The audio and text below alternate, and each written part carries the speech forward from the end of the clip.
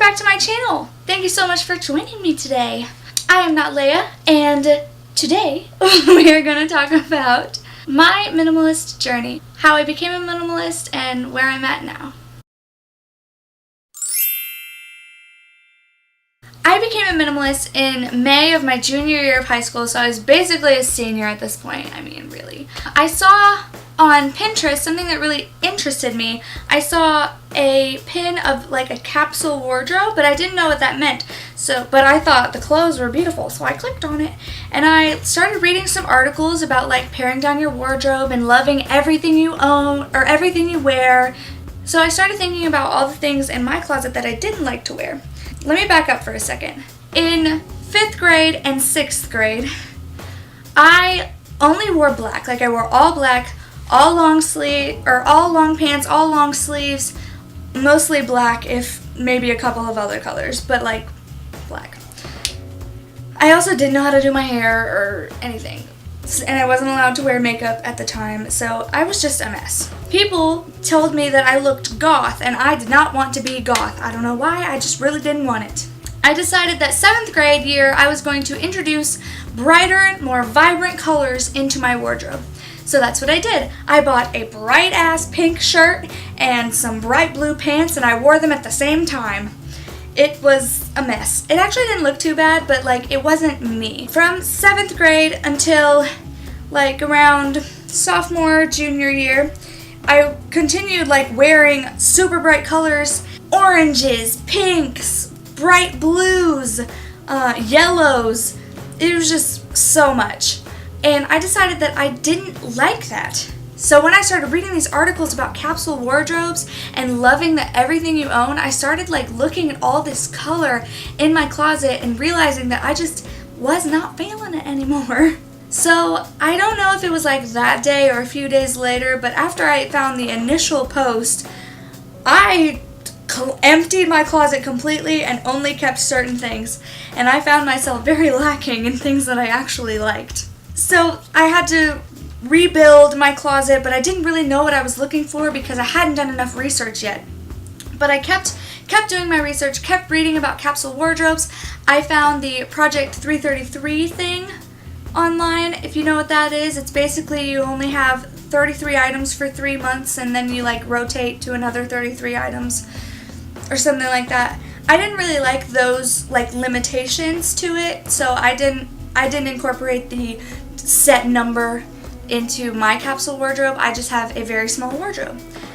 One website that I found that I really liked was called Into Mind, and I have a blog post up about this in my blog that is linked down below. I will link the specific article where I link to, wow, so many links to follow, really sorry, but I link to Into Mind and Unfancy. I think they're by the same person, I'm not really sure, but Unfancy and Into Mind are two like great art or great like blogs that talk about your personal style, how to dress your style, stuff like that, finding your own style. So basically it was all about style at this point and what I liked to wear. And I thought that this whole concept was so interesting that I took to YouTube because you know me. I started watching a bunch of YouTube videos about it, and then people started talking about how they implemented these strategies into their like all of their lives, and I thought that was really cool. So I found this one blogger named Josh Becker. He is, I think he might be a pastor. If not, he's just a really cool Christian guy. But he has a blog and he's a minimalist. He talked about how minimalism can coincide with faith in God and how he uses minimalism to like strengthen his faith. And I thought that was so cool. And I started looking into Bible verses, and I'm going to do a video soon about how the Bible advocates for minimalism, basically, not in direct terms, but you know what I mean. And I'm going to make that video soon, so be looking out for that. And it was just all so interesting. So I started getting rid of everything. Now, none of these videos are up anymore, but if you watched my vlogs before I deleted them, I had so much stuff. And it slowly, like, it got messier behind me as I was getting rid of things, and then it was all gone. I recently painted my room gray because I was tired of the pink because it just wasn't me anymore. So yeah, it's gray. Now I live in a dorm room that it's really small, and I share it with another person, and I fit everything that I own into this tiny dorm room except my books, because I just can't seem to let them go because I love them too much. But that's fine. If you love what you have, keep it.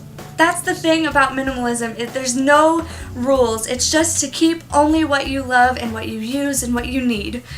And I think that's the beauty of it all. Minimalism can look so different in everybody's lives. It doesn't have to be a set number of items or certain colors or anything like that. Just because I wear black, white, and gray and a couple of other colors doesn't mean that everybody else has to only wear black, white, and gray and the couple of other colors that I wear. You can wear whatever you want. I know a lot of minimalists who have tons of color in their wardrobes. There are minimalists whose houses are full, but they love everything they own. And I think that's beautiful. That's beautiful. There are a lot of minimalists, like YouTubers that you can follow. Samantha Lindsay, I might have made her name up, I'm sorry. Shoeless Joe, he's a minimalist. He is not an extreme minimalist, but he is a minimalist. And he's married with kids, and he talks about how to sustain a minimalist lifestyle with a family. Thriving minimalist, he's a minimalist who lives in Thailand right now, I think, and he does not own very much. He can live out of a backpack, and I think that's way cool. His girlfriend's name is Brittany. I don't know what her YouTube name is, sorry, but she has a YouTube also. There are so many YouTubers that you can follow who are minimalist that can show you the different ways that you can practice minimalism, and it's just a great way to clear out the clutter of what you don't need so you can find clarity in your life and focus on what you need, love, and what you want in life. And it's just so beautiful. This became less about my minimalist journey, a little bit more about just how cool minimalism is, and that's totally fine with me. But yeah. So where I am right now in my minimalist journey is I live in a dorm room that I share with another person, and all of my things except my books fit here with me, and I think that's really amazing. I'm still working through my closet. I still get rid of things, and I still buy new things to replace things that I didn't like. It's not a perfect process, but I mean, what really is? It's all about the minimalist journey and how you feel along the way. There's no clear destination, but your goal is to be happy and to have clarity and to be able to have the time and energy to focus on what really matters to you. And that's the cool part. So thank you so much for watching. That's all I have for you today. Make sure to give this video a thumbs up down below if you enjoyed it. Comment down below anything you have to say about minimalism and what you think about my lifestyle, and any questions you have or anything you want down below. Subscribe to me if you haven't already and join my family. Hit the little bell next to the subscribe button to get notified whenever I post a video. Have a great morning, and if I don't see you later, good afternoon, good evening, and good night. I'll just wait. It's fine.